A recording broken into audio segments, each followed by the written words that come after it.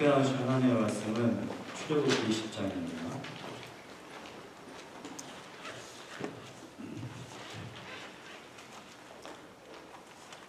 출애굽기 20장 12절 말씀을 함께 나누겠습니다.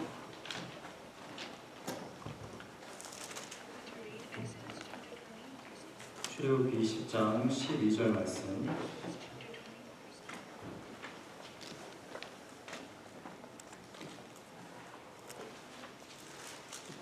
다 찾으셨으면 우리 함께 합독하겠습니다. 내 부모를 공경하라. 그리하면 내 하나님 여호와가 내게 준 땅에서 내 생명이 길리라. 아멘. 준비한 영상이 하나 있습니다. 근데 얘들아, 쌤 왜 질문했냐면 시를 하나 봤는데 내가 깜짝 놀랐어. 그 시를 보고. 그러면서 궁금했어요. 너희들은 그 시를 보면서 나랑 같은 생각을 할까? 아니면 막 웃을까? 아니면 공감을 할까? 자, 이걸 지금부터 세연이한테 한번 쌤 부탁해 볼 거야. 세연아, 아주 또박또박 뭐랄까 꼭꼭 씹어서 천천히 읽어줘 볼까? 자, 시작. 스며드는 것 도현 꽃게가 강장 속에 반쯤 몸을 담그고 엎드려 있더라. 등판에 간장이 울컥울컥 쏟아질 때 꽃게는 뱃속에 알을 껴안으려고 꿈틀거리다가 더 낮게 더 바닥 쪽으로 웅크려들이라. 알 속에 스며드는 것을 한때의 어스름을 꽃게는 천천히 받아들였으리라. 껍질이 먹먹해지기 전에 가만히 알들에게 말했으리라. 저녁이야.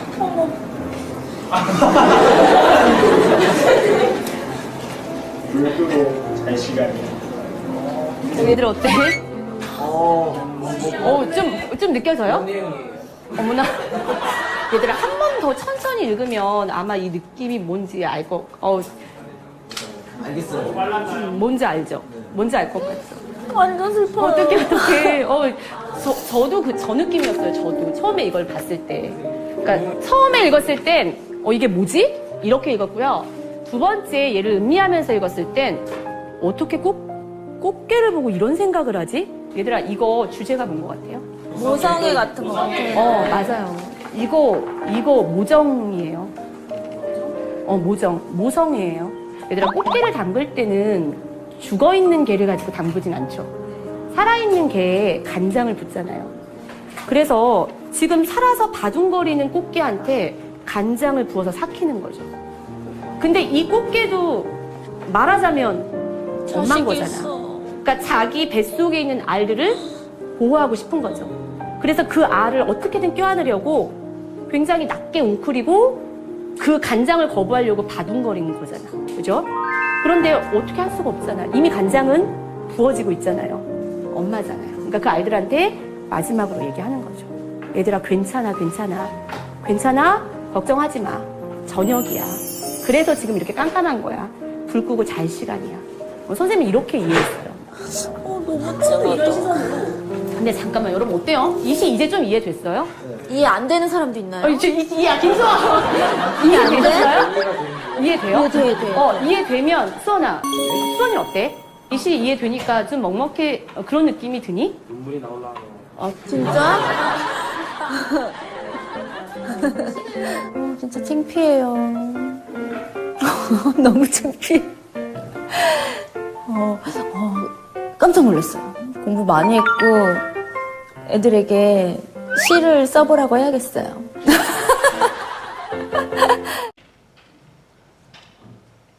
네, 이 시에 미국에서 오래 사신 분들은 혹시 이해가 안 되실 수도 있습니다. 간장게장 드셔보셨어요? 살아있는 게에 간장을 부어가지고 그 게를 이제 오랫동안 삭혀가지고 그 게를 먹는 겁니다. 우리나라에서는 그 한 접시에 게 한두 마리 나오는데 저희 아버지가 한번 저를 데리고 갔는데 그 한 접시에 25,000원. 되게 고가고 맛이 있다고 해요. 저한테 굉장히 필요합니다. 근데 이 시는 그 간장게장을 의인화한 겁니다. 엄마의 마음이 어떤 것인지 바다 그 게에 의인화시켜가지고 그 간장을 부을 때에 그 알들이 죽어가는데 그 알들을 감싸면서 자신의 자식들을 위로하는 안식을 할 수 있도록 하는 그런 개의 모습을 시로 안도현이라는 사람이 시로 지은 것입니다. 오늘 성경 말씀은 내 부모를 공경하라 그리하면 내 하나님 여호와가 내게 준 땅에서 내 생명이 길리라 이 구절의 말씀입니다. 이 5번째 계명은 조금 독특합니다. 1계명부터 4계명까지는 하나님에 관한 계명이었어요. 우상을 섬기지 마라. 다른 신들을 섬기지 마라. 하나님의 이름을 망령되이 걸지 마라. 그리고 안식일을 기억하여 지키라. 왜냐하면 그것은 여호와의 날이기 때문입니다. 근데 6계명부터는 이웃에 대한 계명입니다. 살인하지 마라. 사람을 죽이지 말라는 것입니다. 간음하지 마라. 도적질하지 마라. 내 이웃에 대하여 거짓 증거하지 마라. 내 이웃의 소유를 탐내지 마라.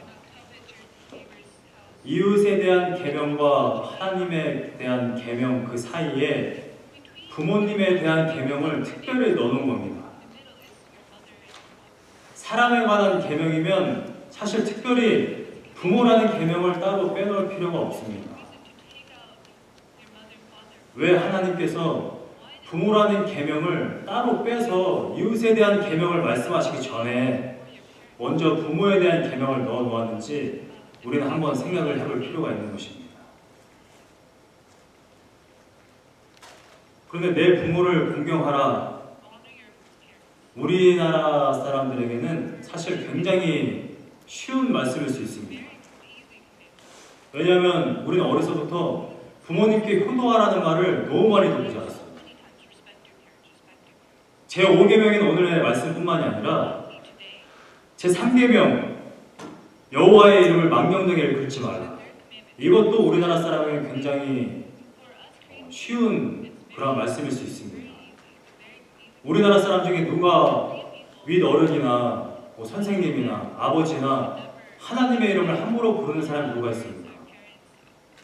그래서 우리는 굉장히 쉽게 받아들여요. 부모님께 효도하라. 이러한 말이 어렸을 때 들었기 때문에 내 부모를 공경하라. 너무나도 쉽게 다가옵니다. 사실 서양 분들에게 이러한 말을 하면 굉장히 설명하기 힘들어져요. 공경이 무엇인지, 부모가 무엇인지, 어떤 존재인지 이걸 다 설명을 해야 합니다.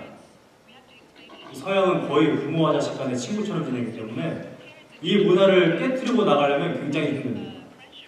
근데 우리나라는 제가 내 부모를 공경하라 설교 끝 해도 별 큰 문제가 없습니다. 부모를 공경하라는 거예요. 근데 제가 거룩한 강단에 서서 부모님께 효도하십시오 라는 말을 하려고 이 자리에 섰을까요? 그렇지는 않습니다. 우리나라의 부모님께 효도하라는 그 사상은 우리는 굉장히 오래된 것처럼 생각하지만 사실은 거의 조선시대부터입니다. 그 이전에는 존대어도 없었던 것으로 저는 알고 있습니다. 조선시대 전 고려 전 삼국 통일 신라 시대, 불교 시대였죠. 신라가 통일하기 이전에는 그냥 무속신앙이었습니다. 부모를 공경하고 제사를 지내기 시작한 것은 이성계가 쿠데타를 일으키고 조선이 들어서면서부터입니다. 이성계는 신라와 고려로부터 이어진 그 불교를 받아들이지 않고, 물론 여전히 불교가 있었지만 역불 정책을 폈어요. 주자의 성리학을 들여옵니다. 우리나라에. 그러면서 각 집마다 조상에게 제사를 지내라 명령합니다. 원래 우리나라에는 각 집마다 가묘가 있고 신주가 있고 사당이 있었어요. 조상을 완전히 멸시했던 것은 아닙니다. 그런데 이 성계가 아예 법으로 만들었어요. 조상에게 제사를 지내라. 왜냐하면 아버지를 섬기고 조상을 섬기고 계속 하다 보면 결국 이 성계, 우리나라의 가장 왕인 그 아버지를 섬겨야만 하기 때문에 그 정책을 편 겁니다. 사실 우리나라의 부모님께 효도하라라는 이 사상의 근거는 굉장히 빈약한 겁니다. 왜냐하면 조선시대 때 정치적으로 이것을 하라고 한 것이기 때문에 정말 부모님을 사랑하고 도대체 왜 부모님께 효도를 해야 되는지 정확한 근거가 없어요. 유교에서 말하는 이 주자가 말하는 이 성리학은 뭐 상강오륜에 나오는 뭐 부의자강, 아들은 아버지를 섬기는 것이 근본이다. 왜 그것이 근본인지 설명하지 못합니다. 그러니까 단순히 우리가 부모님께 효도해라 라는 말로서는 우리가 정말 죽을 때까지 부모님을 섬기고 효도해야 하는 그 근거를 잊어버리기가 너무나도 쉬워요. 지금 현대의 우리나라를 한번 보시기 바랍니다. 길거리에서 할아버지나 할머니가 고등학생이나 뭐 젊은 청년들에게 무슨 말 한마디 하면 어떠한 일이 발생하는지 아십니까? 아, 어르신 말씀이 맞죠. 네, 그렇게 하겠습니다. 이러지 않아요. 침을 뱉고 뭐 박스를 던지고 과자를 던지고 밖에서 할아버지나 할머니에게 그렇게 대하는데 집에서는 어떻겠습니까? 집에서도 부모님의 그런 권위가 떨어지죠. 그래요. 사춘기가 지나면 아, 내 아들이 내 딸이 사춘기인가 보다. 이제부터는 부모가 자식의 눈치를 보기 시작합니다. 말 한마디를 하기가 되게 힘들어요. 공부해라, 교회 가라, 이거는 이렇게 해라 저렇게 해라 말하기가 굉장히 힘들어집니다. 말 한마디 했다가는 자식이 나도 다 컸어요. 도대체 왜 그러세요? 이러한 일이 너무나도 쉽게 일어나고 있습니다. 과연 유교에서 말하는 부모님께 효도해라 라는 그 말이 오늘날 우리에게 계속해서 이어지고 있는가? 정말 우리나라가 아직까지도 동방예의 지국으로서 그러한 말을 듣기에 합당한 나라인가 한번 생각해보는 겁니다. 그런데 오늘 성경 말씀에 보면 단순히 내 부모를 효도하라 라는 말이 아닙니다. 내 부모를 공경하라 라고 했을 때에 이 공경이라는 말은 한글로는 굉장히 쉽습니다. 공손히 받들어 섬기다 라는 뜻이에요. 정말 겸손하고 낮은 자세로 자식이 부모를 섬기는 것입니다. 어떠한 말을 하든지 나에게 혹 내가 생각하기에 부족한 말이든지 어느 때든지 부모님을 항상 겸손한 자세로 섬기는 것을 말합니다. 그런데 이 본문에 나온 이 히브리어의 뜻은 카베드라고 하는데 이 뜻은 성경 전체에서 하나님을 경외하다라고 쓰인 야레라는 뜻이 있는데 야레라는 단어가 있는데 그것과 동의어로 쓰입니다. 이 카베드라는 뜻은 무겁게 여기다, 비중 있게 다루다, 중요하게 생각하다 이러한 뜻입니다. 그러니까 우리가 부모님을 대할 때 가볍게 여기고 부모님이 어떤 말을 할 때 아유 됐어 내가 알아서 할게. 나이가 들면 아유 나이 들어서 저러신가 봐. 정말 내가 태어나면서부터 평생 동안 부모를 모시는 그 순간까지 항상 무겁게 대하고 비중 있게 생각하고 대해야 한다는 것입니다.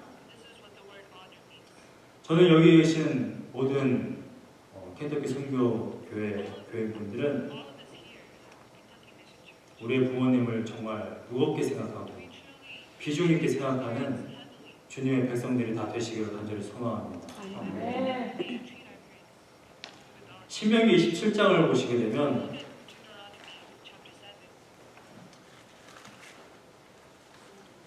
하나님으로부터 저주를 받는 12가지 사례가 나옵니다. 그런데 첫 번째 사례는 하나님에 관한 거예요. 우상을 숭배하게 되면 저주를 받을 것이다. 그런데 바로 그 다음번에 두 번째로 부모를 경홀히 여기면 저주를 받게 될 것이다. 신명기 27장 11절부터 한번 보겠습니다. 모세가 지금 모압 평지에 있는 신세대들에게 이렇게 말하고 있는 겁니다.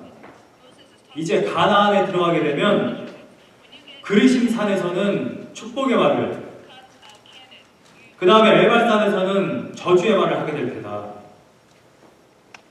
신명기 27장 15절을 보면 장색의 손으로 조각하였거나 부어 만든 우상은 여호와께 가증하니 그것을 만들어 은밀히 세우는 자는 저주를 받을 것이라 할 것이요 모든 백성은 응답하여 말하되 아멘 할지니라. 16절에 그의 부모를 경홀히 여기는 자는 저주를 받을 것이라 할 것이요 모든 백성은 아멘 할지니라. 이렇게 해서 12가지의 사례를 말하고 있습니다.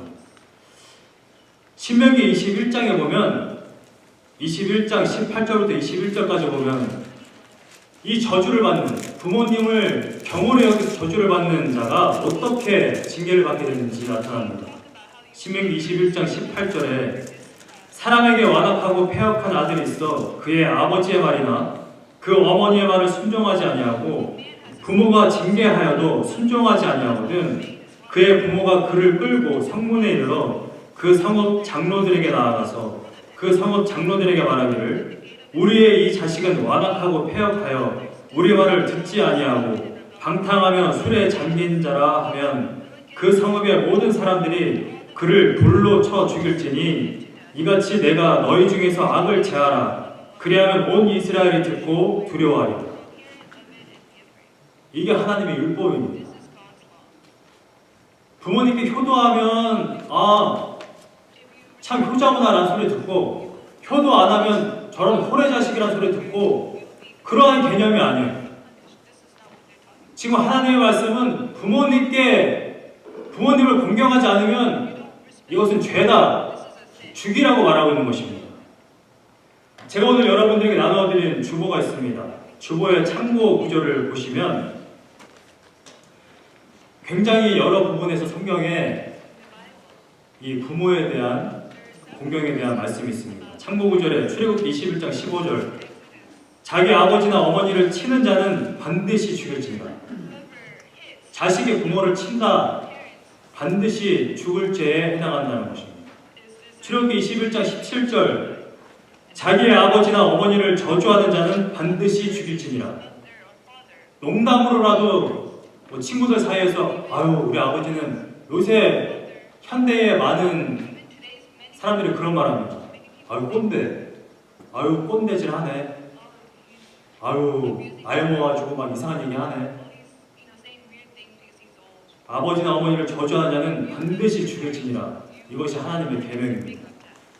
잠언 30장 17절 아비를 조롱하며 어미 순종하기를 싫어하는 자의 눈은 골짜기에 까마귀에게 쪼이고 독수리 새끼에게 먹히리라.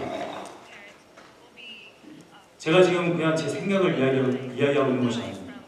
부모님께 효도를 안 해? 이런 배은망덕한 사람들 같으니라고 제 생각을 이야기하고 있는 것이 아닙니다. 성경은 부모 공경을 굉장히 심각하게 다루고 있다는 것이에요. 잠언 28장 24절 부모의 물건을 도둑질하고도 죄가 아니라는 자는 멸망받게 하는 자의 동륜이라.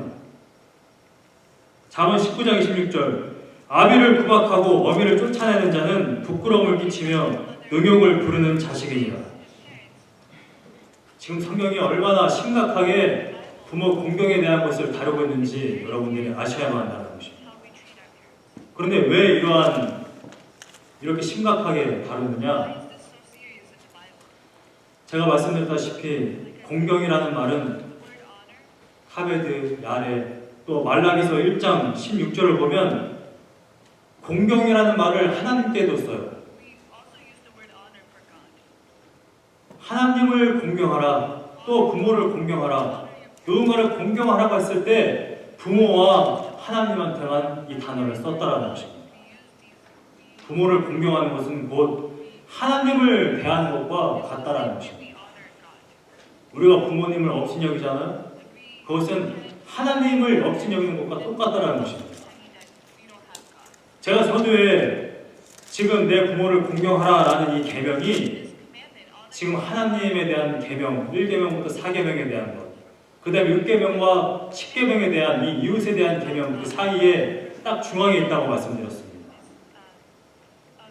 부모에 대한 계명은 단순히 사람에 대한 시작이 아니에요. 물론 이웃을 사랑할 때 부모님을 사랑할 수 있어야 나에게 아주 값없이 헌신하시고 값없이 희생하신 그 부모님을 진정으로 헌신하고 사랑할 수 있어야 이웃을 사랑할 수 있습니다. 이웃을 사랑하면서 부모님은 업신여긴다. 그거는 말이 안 된다는 것입니다. 가장 가까운 사람, 나에게 아무런 이유 없이 정말 모든 것을 다 부은 그 부모님을 사랑하지 않으면서 이웃을 사랑할 수 있다? 그것은 논리에 맞지 않는다는 것입니다. 그러나 또 한편으로 부모님을 보고 하나님을 볼 수 있다는 것입니다. 보이지 않는 하나님, 우리가 어떻게 섬길 수 있습니까? 우리가 부모님께 순종할 때, 부모님의 말씀에 복종할 때, 내가 부모님을 정말 공경할 때, 그것이 바로 하나님을 공경하는 것과 같다라는 것입니다. 그래서 성경은 부모님 공경을 아주 심각하게 다루고 있다는 것이죠. 여러분들이 잘 아는 그 어버이의 은혜라는 노래가 있습니다. 가사가 이렇습니다. 나실 때 괴로움 다 잊으시고 기르실 때 밤낮으로 애쓰는 마음 짐자리 마른 자리에 갈아주시며 손발이 다 닳도록 고생하시네. 하늘 아래 그 무엇이 넓다 하리요 어머님의 희생은 가히 없어라. 우리도 성경이 아니더라도요 그냥 상식적으로만 생각해도 이 부모님의 은혜는 감히 계산을 할 수 없습니다. 제가 군대 훈련소 막 딱 들어갔을 때 한 6주차쯤 됐을 때 거의 마지막 주에는 잠을 잘 안 재웁니다. 어느 날 새벽 2시에 모든 소대원을 깨웠어요. 한 400명 정도 되는. 새벽 2시에 깨워가지고 한 2시간을 연명장에서 굴립니다. 옷을 다 벗기고 흙을 온몸에 묻히고 목공체조를 막 하죠. 온몸에 막 땀이 나고 더 이상 기력이 없어서 막 다들 쓰러질 때 이 교관들이 이 노래를 부르게 합니다. 나실 때 괴로움 하나 둘 셋 넷 해서 시작해요. 처음에는 아무 생각 없이 부릅니다. 부르다 보면 막 통곡 소리가 나죠. 그때 결단합니다. 아, 제대하면 못다한 효도하리라. 제대하면 다 잊어버립니다. 아, 내가 그때 어머님에 대한 그러한 마음이 있었었는데 지금은 또 없네. 엄마 라면 끓여줘. 한밥인 거 보고 상관없이 배가 고프면 어머니 찬스를 활용하죠. 어머님의 은혜, 부모님의 은혜 어떻게 다 갚겠습니까? 그 생각할 수도 없고 정말 계산이 안 되는 그 부모님의 은혜. 출산을 하면서부터 또 이 땅에 우리를 놓으시고 키우시면서 얼마나 많은 희생과 고초를 치르셨습니까? 우리는 부모님을 마땅히 공경해야 하고 그 은혜에 보답을 해야 할 줄로 믿습니다. 그 부모님의 은혜에 어떻게 보답을 할 수 있습니까? 살아생전에 부모님이 나를 위해 태어나면서부터 얼마를 쓰셨고 사람들에게 욕을 얼마만큼 바가지를 이만큼 드셨으니까 내가 어머니로부터 매를 이만큼 맞고 욕을 좀 들은 다음에 한 몇 억을 좀 부모님한테 드리면 내가 효도를 하는 것일까? 제가 한번 말씀드린 적이 있었던 것 같습니다. 제가 27살 때에 신학을 시작했습니다. 군대를 제대하고서는 제가 아버지한테 손을 거의 안 들렸어요. 제대하자마자 취직을 하고 최대한 제 힘으로 살려고 노력을 했습니다. 나이 27에 신학을 시작하려고 하니까 공부만 해도 될까 말까 하니까 아버지한테 이렇게 말씀을 드렸습니다. 신학 공부를 하는 동안 도와주십시오. 늦은 나이에 공부한 사람도 아니고 공부만 열심히 해서 빨리 끝내는 게 효도 아니겠습니까? 근데 신학교 1년을 딱 지나고 나니까 너무 죄송한 거야. 야, 나이 28에 이거 부모님께 손을 벌려야 되는 건가? 이게 지금 제정신인가? 그것 때문에 회의를 많이 했습니다. 근데 저보다 한 3살 많은 형님이 한 분 계셨어요. 그분도 그때서 신학을 시작하셨어요. 그분은 이제 본인이 벌어놓은 사업을 좀 하셨었기 때문에 벌어놓은 돈으로 신학을 시작했어요. 그 형한테 맨날 하소연을 했어요. 형, 내가 이 나이 돼가지고 부모님한테 이렇게 돈 받아가지고 이렇게 쓰는 게 너무 죄송스럽다. 그 형님 저한테 이런 말 하더라고요. 네가 부모님 28년 동안 살아오면서 받은 은혜 정말 갚을 수 있다고 생각해? 너 정말 교만하다. 어떻게 부모님의 은혜를 네가 갚을 수가 있냐? 생각도 하지 마라. 최대한으로 열심히 빨리 공부를 마치는 게 네가 효도다. 그때 이후로 마음의 자유함을 얻고 열심히 서포트를 받고 있습니다. 기본적으로 우리는 그런 마음이 있다는 거예요. 부모님의 은혜를 받았다. 하나님의 은혜를 받는 순간 이 은혜를 갖고 싶은 거예요. 갖고 싶은 그러한 뭐라고 해야 될까요? 나쁘게 말하면 교만함, 이 형님이 말한 것처럼 정말 좋게 얘기하면 당연한 도리. 어떤 목사님이 이런 예언을 주셨습니다. 초등학교 5학년짜리 아이가 학교를 이렇게 등교하러 이렇게 가다가 학교에 거의 다 도착할 때쯤에 문득 깨달은 거예요. 내가 초등학교 5학년 될 때까지 부모님이 나에게 하신 이 은혜를 학교를 가면서 깨달았어요. 그래서 이 부모님의 은혜 받기 위해서 학교에 들어가지 않고 발을 돌려서 껌을 팔기 시작합니다. 지하철과 길거리에서 이 200원짜리 한 껌을 팔기 시작했다는 거예요. 한번 생각해보자는 겁니다. 부모님이 내 자식이 이 부모님께 받은 은혜를 생각해서 학교에 가지 않고 껌을 팔고 있구나. 이런 사랑스러운 자식이 그러겠냐면 부모님이 우리를 봤을 때, 하나님이 우리를 봤을 때 그 은혜 봐라, 예수 그리스도를 통해서 십자가에서 내가 너희들을 위해서 피를 흘렸다. 은혜 갚어. 하나님은 그러시겠습니까? 우리가 은혜를 갚는 것, 은혜를 묵상하는 것, 우리가 기억하는 것, 우리가 부모를 공경하는 것은 우리가 무언가를 하는 것이 아닙니다. 그 은혜를 묵상하는 것. 지금 우리는 사순절을 지내고 있습니다. 2주 후면 고난주간이고요. 3주 후면 부활주일입니다. 사실 사순절뿐만이 아니라 그리스도인들은 매일마다 예수 그리스도의 그 은혜를 묵상해야 하는 것입니다. 우리가 부모님을 왜 공경해야 하느냐? 저는 저의 아버지를 볼 때마다 정말 하나님의 사랑을 느낍니다. 우리 아버지가 27년 동안 나를 참아주신 것처럼 하나님이 나를 그렇게 참아주셨구나. 나를 그렇게 희생하시고 아끼시고 사랑하신 것처럼 하나님이 정말 나를 사랑하시는구나. 저는 저의 부모님을 보고 하나님 사랑을 느낍니다. 그래서 내 눈에 보이지 않는 그 하나님께 공경하기 위해서 저는 최대한 저희 아버지와 어머니의 말씀에 토를 달지 않습니다. 전 때때로 제 아내나 저희 누나가 이런 말을 해요. 딸은 엄마와 친구처럼 지내. 친구처럼 지내는 거 그 친밀함 너무 좋습니다. 근데 때로는 제가 놀래요.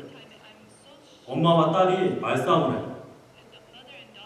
제가 그럴 때마다 정말 엄청 뭐라고 합니다.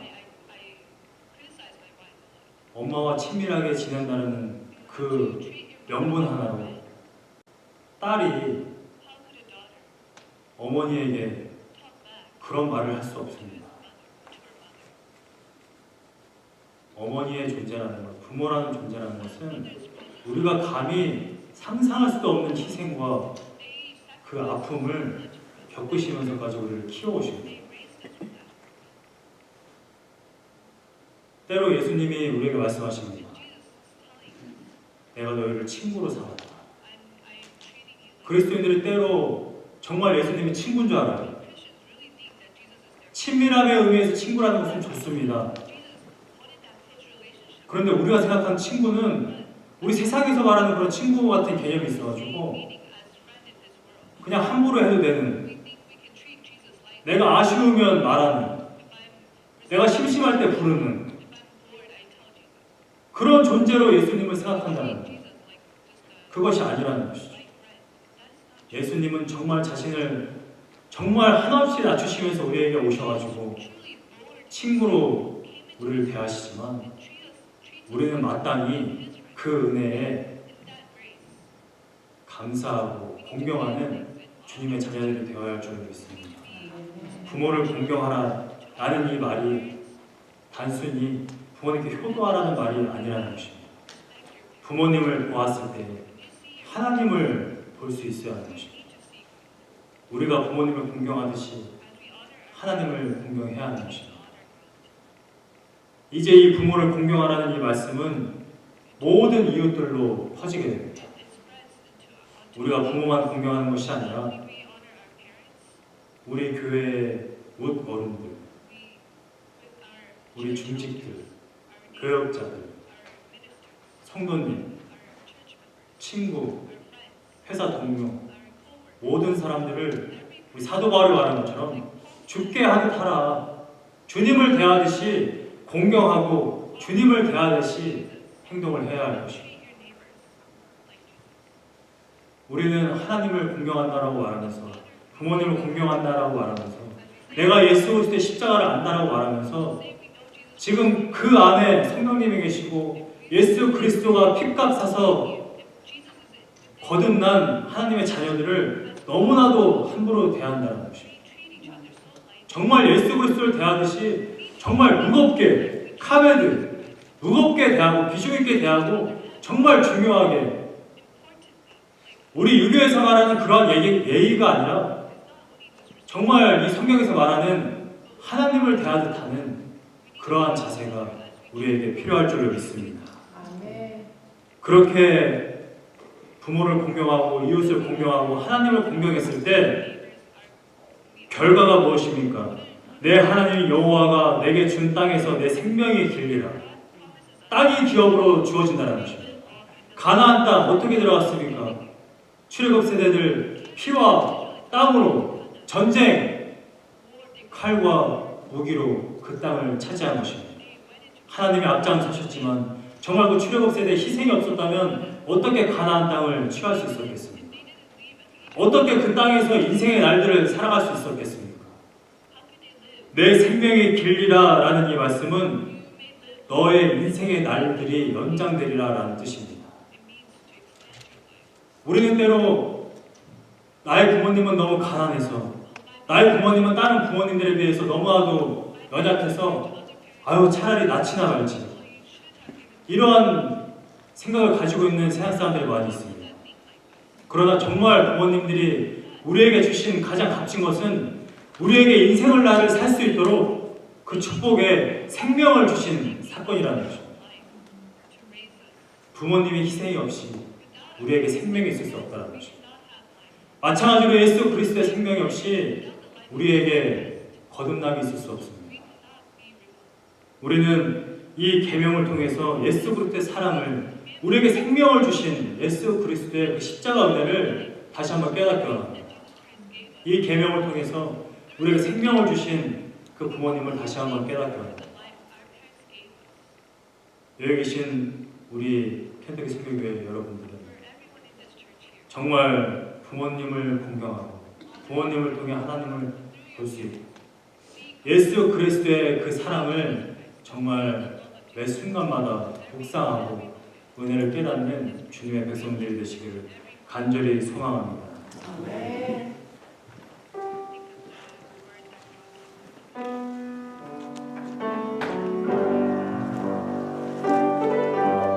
웬 말인가 날 대하여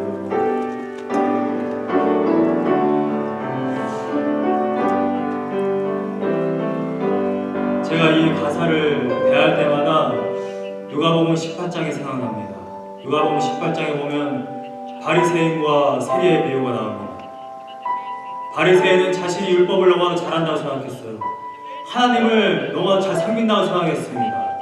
토색도 하지 않았고 불의하지 않았고 간음하지 않았다고 말합니다. 일에 한 번씩 11조를 드렸다라고 말해요. 그런데 하나님은, 예수님은 그를 도무지 알지 못한다. 반면에 세리는 성전 구석에 서서 감히 얼굴을 들지도 못하고 기도합니다. 이 죄인을 용서하여 달라. 예수님이 말합니다. 누가 정말 하나님의 자녀인가? 사순절입니다. 십자가를 대할 때마다 우리가 무언가를 하는 것이 아닙니다. 하나님의 그 은혜, 예수 그리스도의 그 십자가 은혜를 다시 한번 묵상하며 나가기 원합니다. 이 시간에 기도하실 때에 혹 내가 예수 그리스도의 그 은혜를 잊고 내가 혹시 바리새인과 같이 내가 주중에 또는 주일에 내가 하나님 앞에 너무 잘 살고 있지 않았는가? 그런 생각을 하지 않았는지 오히려 우리는 매 순간마다 죄인으로서 주님 앞에 서야 할 줄을 믿습니다.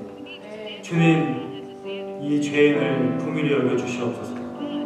이 시간에 기도하실 때에 다시 한번 나를 긍휼히 여겨 주셔서 하나님의 은혜로 채워주시고 십자가의 은혜가 나의 매일의 삶 가운데 넘쳐날 수 있도록 우리 합심으로 기도하겠습니다.